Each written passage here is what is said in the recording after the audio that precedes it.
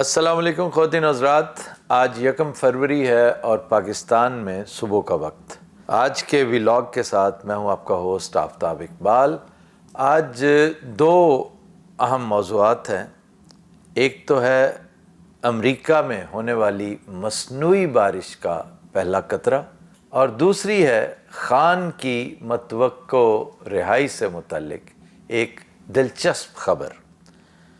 لیکن مین ولاگ کی طرف جانے سے پہلے ڈاکٹر شہباز گل کا تذکرہ ضروری ہے۔ کل انہیں فرینکفرٹ ایئرپورٹ پر روک لیا گیا تھا۔ موصوف اٹلی جا رہے تھے امریکہ سے۔ جو ہی انہوں نے لینڈ کیا تو ایئرپورٹ پہ انہیں روک لیا گیا۔ انٹرپول والوں نے ان سے کہا کہ بھی آپ کا تو پاسپورٹ بلاک کر دیا گیا ہے، آپ کون ہیں اور کیا کرتے رہے ہیں؟ اس پر انہوں نے بتایا کہ بھی آپ کے سامنے ہے، آپ کو خود معلوم ہونا چاہیے کہ پہلے بھی مجھے پرزنر آف کانشنس کے طور پہ رکھا گیا، مجھ پہ تشدد کیا گیا، اور ایک لمبے چوڑے سلسلے سے گزر کر میں امریکہ واپس چلا گیا۔ اب میں یورپ کے دورے پر آیا ہوں، اٹلی میری منزل ہے، اور وہاں پر ایک اہم فکسچر ہے اور یہ ہے اس کا دعوت نامہ۔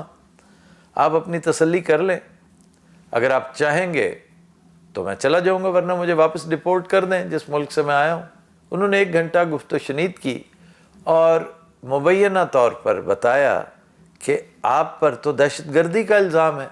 انہوں نے کہا کہ چیک کر لو، ہو سکتا ہے یہ الزام ٹھیک ہی ہو سکتا ہے میں واقعی کوئی دہشت گرد ہوں۔ انہوں نے کہا کہ آپ تو اتنے پڑھے لکھے آدمی ہیں، یہ کیسے ممکن ہے؟ انہوں نے کہا بس اسی طرح چل رہا ہے۔ یہ سلسلہ ختم ہو گیا، انہیں ایک طرح سے باعزت بری کر دیا گیا۔ وہ باہر نکلے، لوگوں نے استقبال کیا اور موصوف اپنی منزل کی طرف روانہ ہو گئے۔ یہ خبر پرانی ہو چکی ہے اور آپ نے کئی مرتبہ سن بھی لی ہوگی، لیکن خواتین و حضرات اس کا تذکرہ میں اس لیے کر رہا ہوں کہ اس میں ایک باریک اور قدر خطرناک پہلو پہ نہ ہے، اور وہ خطرناک پہلو یہ ہے کہ دہشت گردی کے نام پر ہماری حکومت دھڑا دھڑ اب لوگوں کے نام لیے جا رہی ہے، پاسپورٹ بلاک کرے گی، مزید ڈھنڈورا پیٹے گی، شیر آیا کے نعرے لگائے گی، اور الٹیمیٹلی اس کا نقصان یہ ہوگا کہ اگر کبھی کوئی جینون کال بھی ہوئی تو کوئی پاکستانی شکایت پر اعتبار ہی نہیں کرے گا۔ یعنی آئندہ اگر پاکستانی حکومت نے کوئی جینون کیس انٹرپول کے حوالے کرنا چاہا تو وہ اس پر یقین کرنے سے پہلے 10 مرتبہ سوچیں گے۔ اس پر کم از کم 1-2 مرتبہ ہماری حکومت کو سوچنا چاہیے کہ فرق کیا پڑا۔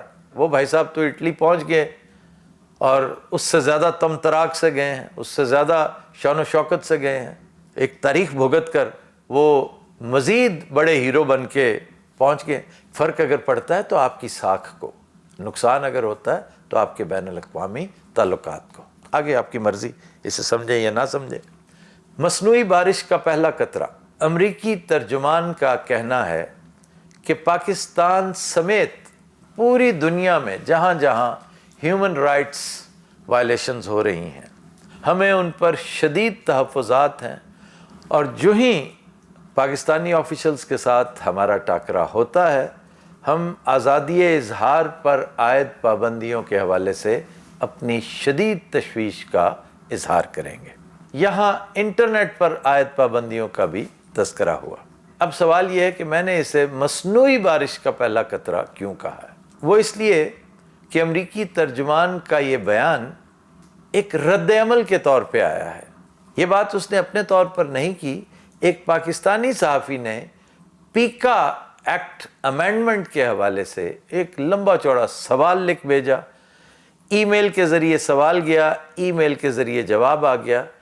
کیا ہی اچھا ہوتا اگر ٹرمپ انتظامیہ اس کا از خود نوٹس لیتی اور دھڑلے سے پاکستان کو اس پر تنبیہ کرتی، لیکن ہم اسے بارش کا، بھلے سے یہ مصنوعی بارش ہی کیوں نہ ہو، پہلا قطرہ اس لیے کہتے ہیں کہ اس سے پہلے واشنگٹن ڈی سی میں جو بارش ہوتی تھی اس حوالے سے، اس سے ہم ایسڈ رین سمجھتے تھے۔ وہ مصنوعی بارش نہیں، وہ تو تیزابی بارش تھی، وہ تو بڑی گھٹیا بارش تھی۔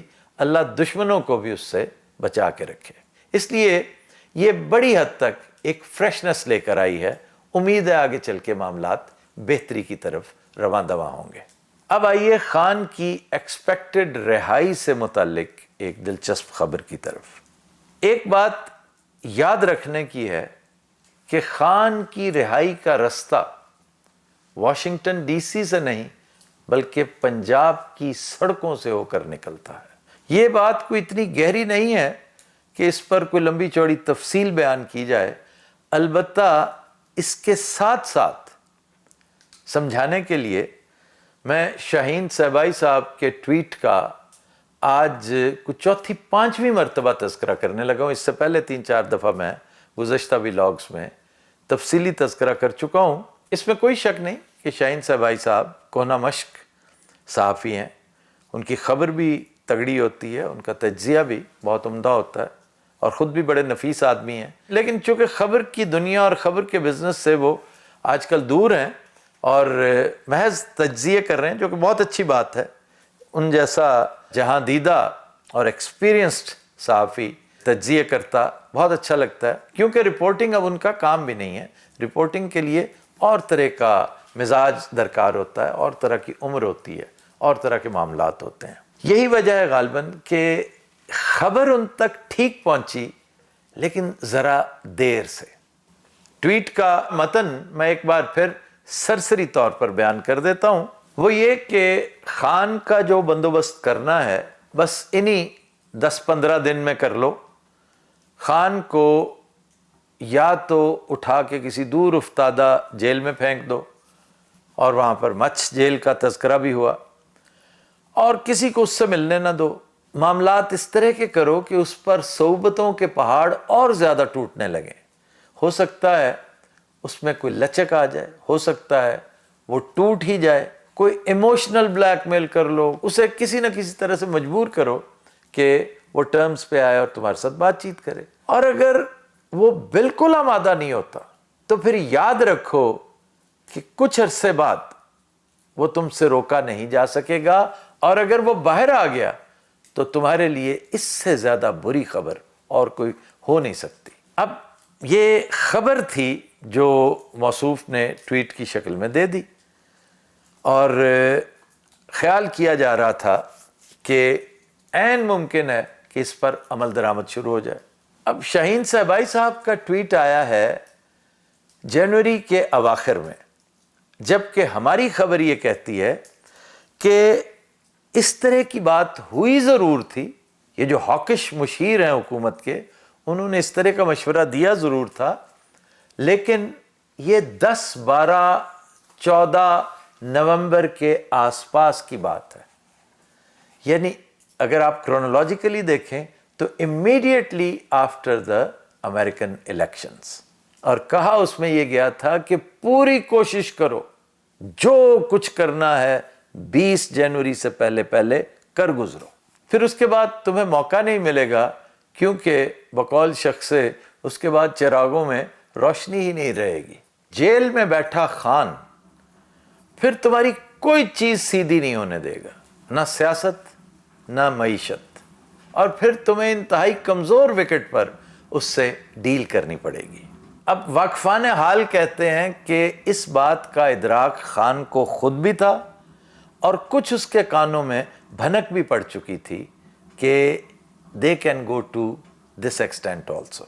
اب آئیے اس دلچسپ خبر کی طرف جو آج کی اس گفتگو کا محرک بنی, اور وہ یہ کہ خان نے بہر صورت اب سیاسی چال چلنی تھی, اور سیاسی چال کا تقاضا تھا ٹائم بائے کس طرح کیا جائے, کس طرح سے 20 جنوری تک معاملات کیے جائیں. تو اس پر اس نے انگیج کیے رکھا مذاکرات کے نام پر. اگین کرونالوجیکلی دیکھیے کہ 22-23 تاریخ گزرنے کے بعد پی ٹی آئی دھیرے دھیرے دستکش ہونے لگی کہ بھی آپ کمیشن تو بنا ہی نہیں رہے, آپ ہمارے اپنے ساتھیوں کے اوپر یلغار کرتے پھر رہے ہیں, ہمارے انتہائی قریبی حلیف پر آپ نے دھاوا بول دیا, اس کے مدرسے پہ آپ نے حملہ کر دیا, گرفتاریوں کا شوق اب بھی چڑھا ہوا ہے آپ کو. تو پھر کاہے کہ مذاکرات؟ اس لیے کہ اس وقت تک مذاکرات کی ضرورت پی ٹی آئی کو नहीं रही थी। अब आप खुद देख लीजिए कि पीटीआई धाड़ रही है और हुकूमत की घिघी बंधी हुई है कि प्लीज़ आइए मुज़ाकरात करें। हमने तो आपको देने के लिए बड़ी नित नई ऑप्शंस का बंदोबस्त कर रखा था। कहीं एयाज सादिक दिल फरेब बातें कर रहे हैं, तो कहीं शहबाज शरीफ साहब के रेफरेंस से बहुत कुछ कहा जा रहा है, और जाहिर है कि ऑन देयर ओन ये कुछ नहीं कह रहे, इन्हें कहा जा रहा है तो ये आगे कह रहे हैं, वरना ये बेचारे तो दोनों सूरतों में मरते हैं, सुलह हो जाए तब भी, ना हो तब भी। फिर खान ने एक और चाल चली, और क्या शानदार चाल थी वो। यकीनन इसमें दोस्तों का मशवरा भी शामिल होगा, और दोस्त बाहर वाले भी और अंदर वाले भी। वो ये था कि पूरा जोर लगा दो, वो मसल जिसका पहले नोटिस ही नहीं लिया जाता था, बारे दिगर शो करो। वो ताकत जो पहले रायगां जाती थी, असरे नौ यकजा करो, और फिर तमाशा देखो। लेकिन याद रहे कि ये तमाशा इस दफा शिकरों और शाहीनों से करवाओ, बतखों और बकरियों से नहीं। यही वजह है कि आपने चंद कलीदी पोजीशंस पर मेजर चेंजेस होती खुद देखी हैं। अब चढ़ गया है महीना फरवरी का। फरवरी के महीने में क्या क्या कुछ होना है। 8 फरवरी आप सब जानते हैं, यौम स्याह की एक बड़ी ज़बरदस्त कॉल आ चुकी है। नई ताज़ा दम क़यादत इसे अपना टेस्ट केस समझते हुए दिन रात काम में मशगूल है। उधर IMF ने भी जो महीना कह रखा है इत्तफाक से, वो भी फरवरी ही का है। रही सही कसर निकाल रही है यूरोपीय यूनियन, जिसका वफ्द ताहाल पाकिस्तान में है, और जिसने क्लियरली कह दिया है कि ये चूरन इस तरह नहीं बिकेगा भाई। अगर हालात तुमने ठीक ना किए, अगर ह्यूमन राइट्स वायलेशंस इसी तरह जारी रहीं, अगर फ्रीडम ऑफ स्पीच पर इसी तरह डाका पड़ता रहा, तो फिर भाई हम मजबूर हो जाएंगे। हम एक हद तक चुप रहे हैं, हमारी मजबूरी बदकिस्मती कि हम चुप रहे, अब चुप नहीं रहेंगे। फिर IMF के हवाले से हुकूमत को इस बात का भी पूरा पूरा एहसास है कि अब वाशिंगटन से वो रिलीफ नहीं मिलेगी जो पहले मिलती रही। और इस सारी गुफ्तगू को ज़हन में रखते हुए जो तुरफा तमाशा है वो मुल्की हालात हैं। आप देखिए, हर महाज पर हुकूमत हजीमत और परेशानी का सामना कर रही है। हमारे चौकियों पर हमले हो रहे हैं, हमारे जवानों को शहीद किया जा रहा है। बलूचिस्तान की सूरत हाल हद से तजावुज़ करती जा रही है। बलूचिस्तान और KP एक इंतहाई लीथल किस्म का इल्हाक कर चुके हैं। ऐसी सूरत में अब क्या किया जाए? बज़ाहिर तो और कोई रास्ता नहीं सिवाय इसके कि मज़ाकरात किए जाए, कोई डील की जाए। लेकिन आप जानते हैं कि मज़ाकरात के लिए, किसी किस्म की डील के लिए, क्योंकि वो तो पहले भी होते रहे मज़ाकरात, वो तो गिलास तोड़ा 12 ने 10 दफ़ा करवा लें, 50 दफ़ा करवा लें। मज़ाकरात तो आपने खुद देख लिया, उसका आखिरी राउंड किस कदर बेकैफ, बेमज़ा और बेसबात रहा। लेकिन मज़ाकरात किए बगैर अब चारा कोई नहीं है। तो ऐसा कौन सा इंग्रेडिएंट है, ऐसा कौन सा एलिमेंट है जो मज़ाकरात में मिसिंग था? ख़वातीन और हज़रात, आप जानते हैं कि मज़ाकरात कामयाब होते ही तब हैं जब एक सालिस बीच में बैठा हो, क्योंकि फरीकैन कभी एक दूसरे को कन्विंस नहीं कर सकते। सालिस का होना अशद ज़रूरी है। पाकिस्तान के अंदर जो हालात इस वक्त रूनुमा हैं, इनमें अगर कोई सालसी कर सकता है तो 3 मेजर फैक्टर्स हैं: अमेरिका, चाइना और सऊदी अरेबिया। सऊदी अरेबिया चूँकि करीब तर है फरीकैन के, हम उसकी मानते भी बहुत हैं, ऐन मुमकिन है वो कोई रोल प्ले करे इसमें।